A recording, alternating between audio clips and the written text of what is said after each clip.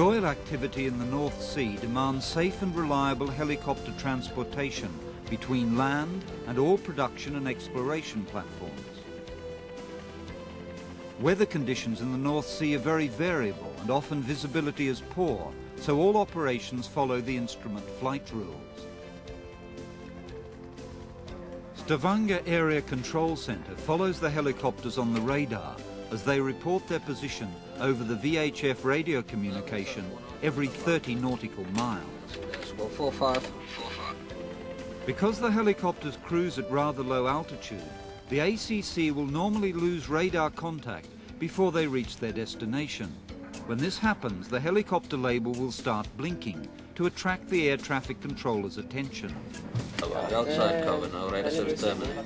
The helicopter is informed that it's outside radar range, and the controller will remove the blinking label from the radar screen.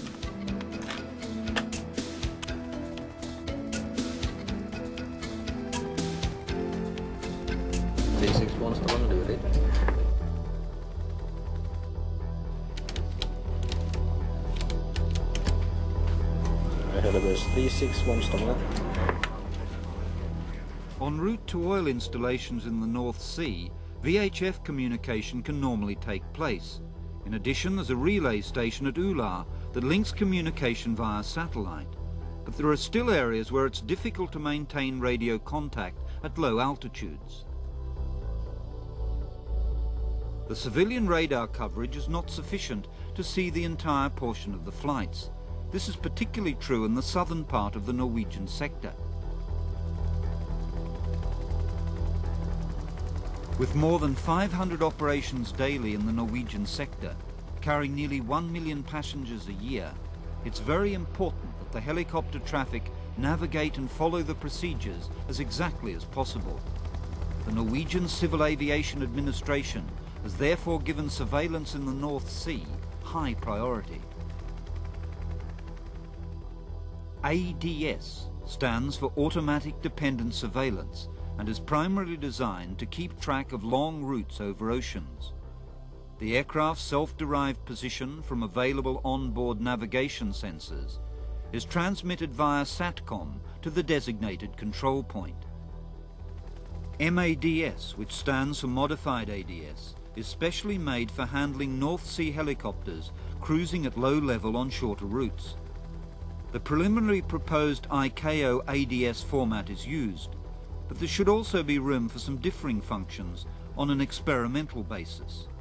The MADS trial has now demonstrated the feasibility of tracking North Sea helicopter traffic via the Inmarsat aeronautical low data rate system.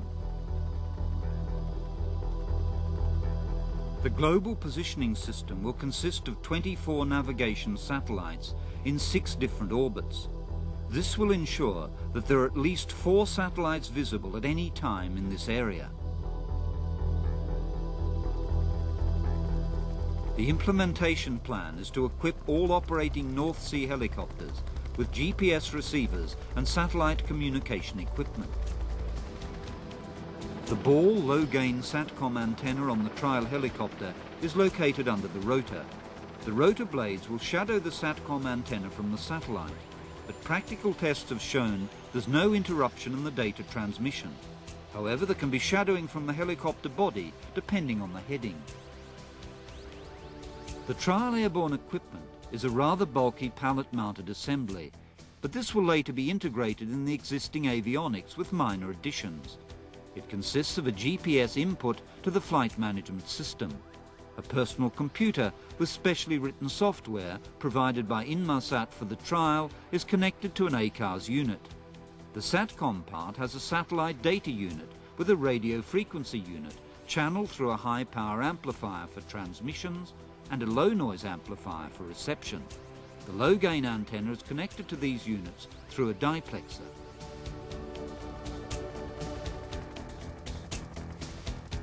The Inmarsat communication satellites are positioned in geostationary orbits, where 4 satellites cover the entire world up to 80 degrees latitude north and south.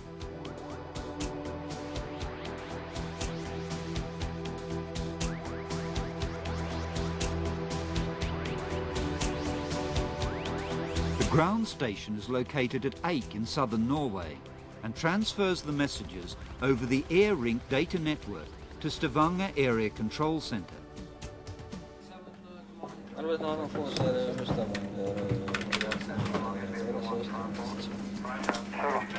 The air traffic controller is now using a large computer screen where a scalable map and the routes are drawn in. The helicopter coordinates are automatically plotted on the screen, and the controller can now follow the helicopter throughout the entire flight, even down to sea level.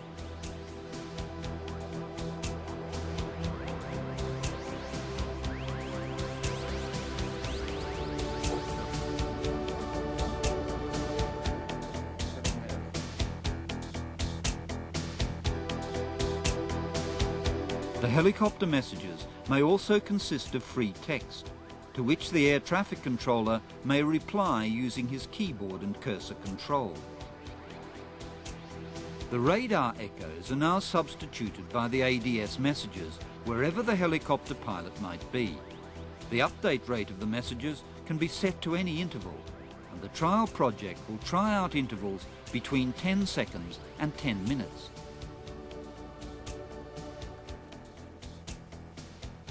Improved surveillance will undoubtedly increase the safety for passengers and crew in case of an emergency landing, so that the rescue team can be guided directly to the last reported position of the helicopter.